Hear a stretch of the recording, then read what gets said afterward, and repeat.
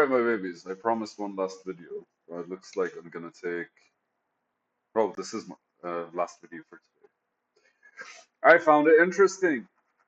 In previous video, I was talking about about basically the pressure of observing, the pressure observed from knowing you're at the end of your level, and really explore a level from a three-dimensional perspective, as in there's nothing more you can do that's new where you are.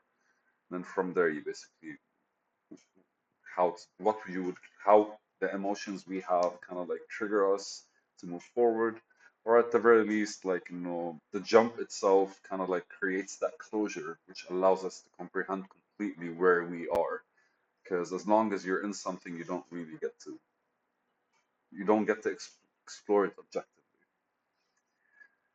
Today's video though is old forgotten foes need to be sought and remembered, only to be processed and forgotten again. Well, this is definitely a vibe I've been going through the past 3, 4 months. I'm circling it because it's intense. Old forgotten foes are to be sought and remembered. Notice the English I'm using. Sought. Seek. Not find. Sought. And remembered. Only to be processed and forgotten again. What the fuck is this guy talking about? Well, ultimately, a lot of our processing. Okay, let me reflect it on myself so nobody takes it personally. At first, I used to process things by brushing them to the side. Then I realized 4 years ago, 5 years ago, I think it was 2018, 6 years ago, that brushing things to the side, kind of like it's like a house, or if your mind is a house, or your emotions or your body is basically like a storage facility of stuff. Then brushing something to the side is not really processing it, but denying its actually existence. But it did exist and it did affect you. It did enter your mind, or it did kind of like whatever. So, especially when it comes to emotions, I realized that like you can't just say, I don't fucking care, I don't fucking care. And I realized anytime I said I don't fucking care, it's when I truly do care. The irony of things. Because using that word is powerful enough to actually tell you the truth about what you're feeling, even though you're actually not aware that that's how you're feeling. It's like the whole beauty of being honest with yourself. Like, what the fuck does that mean? Figure it out. But anyways, we're discussing processing right now. And what happens is I basically after like re re-exploring, and it took a while because like 5 years ago it took me like 3 years to fully kind of like just go through a lot of memories that I've kind of like rejected, or can I use the word dejected? I should Google this shit. 1 second. Dejected meaning. Does it fit? Dejected, being in low spirits. Nah. Well, nah. I can't use it. Anyways, so I went through them and basically I I don't know if it's I accepted or something like this, but I brought them back to my awareness.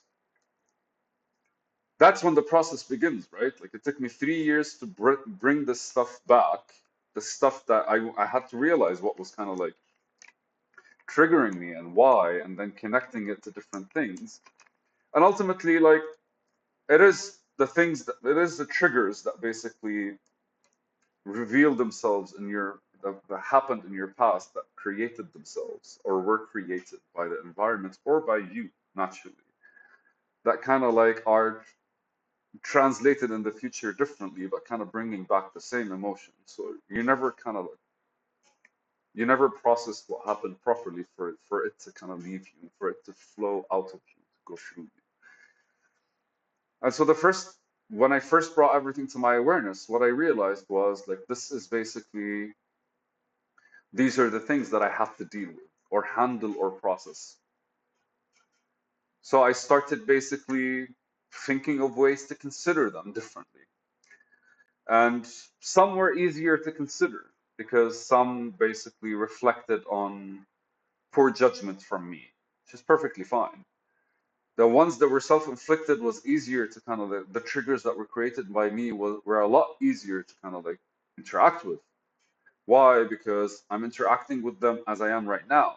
So back then it made sense for me to kind of like be that person that interacted with them that way. It doesn't make sense now. So I found it easier for them to dissolve. Naturally, there was no order, right? I had to once I brought the shift into my awareness, then you sifted through them. And the best way to describe it is like there's some shit that you kind of have to like bury deep in the soil. There's some shit that you can compost on the spot. And there's some shit that you kind of like burn. Fire! Leave me the fuck alone. But ultimately, yeah, you kind of have to like pace yourself slowly, like chip on it, chip up, take a piece of it, and then sort it out, destructure it. What's the word I'm looking for? The word that came to mind is servant. And I feel it's kind of like that's a sacrifice you're doing, right? Because if something that's in you that you held for so long, whether you fucking like it or not, it holds value to you.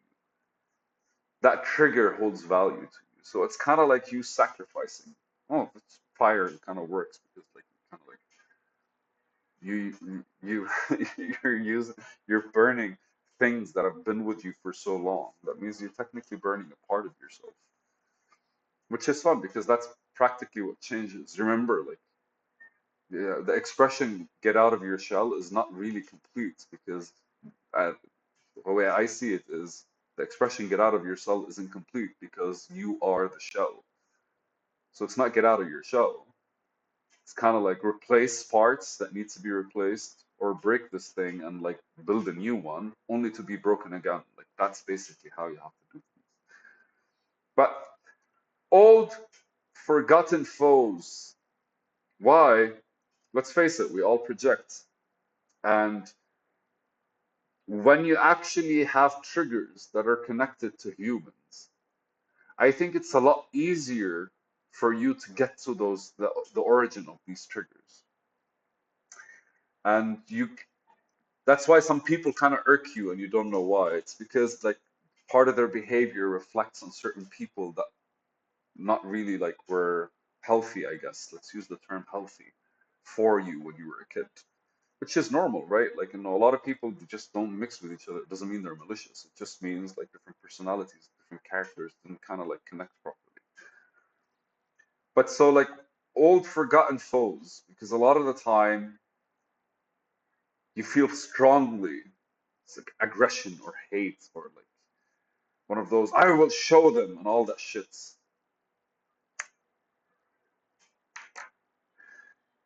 And I don't know if I forget because I feel like when you kind of like make these bold statements, you either are disappointed in yourself because you're not doing anything about it, or you're so driven and that's all you're doing. But there's always that sense of exhaustion as in why I'm doing this, because the reason is not really you, it's the outside. So there's a certain kind of like, it's like something's on your back while you're approaching what you want to be done. And it's probably because they're the reason. What's on your back is the reason why you want to do it. And that should never be the case. If you want to do something, basically, it needs for some.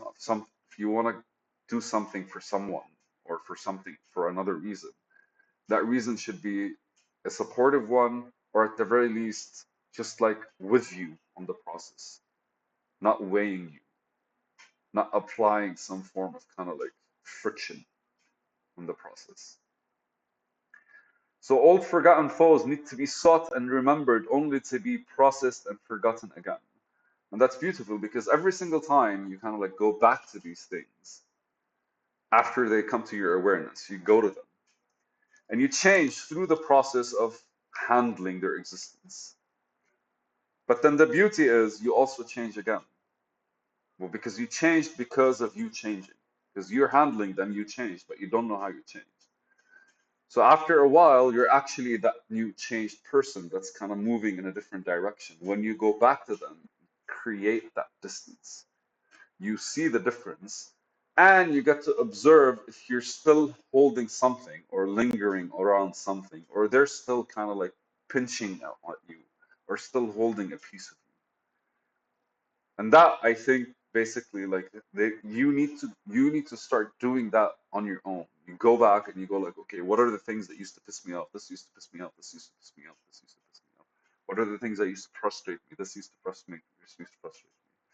And I learned that when it comes to like programming specifically, because at first code used to frustrate me, but now it's not the code that you frustrate. Now, not I don't get frustrated. I get flustered when I don't know what the fuck I'm doing naturally. But I get flustered when there's a lot of things that I am very sure of, but one of them is really something that I don't truly understand. So it's no longer the code is frustrating me. I'm no longer looking at the code. I'm looking at bits and pieces and trying to understand if I'm doing it correctly or not. And my frustration is just the fact that I didn't know, right? Because like I had something in my head and I was applying it, but that wasn't the case. And so every single time you go, you kind of like take it, you're extending your distance between you and it because the new you is further away from it. It's further away from the old you. It's a transition of time.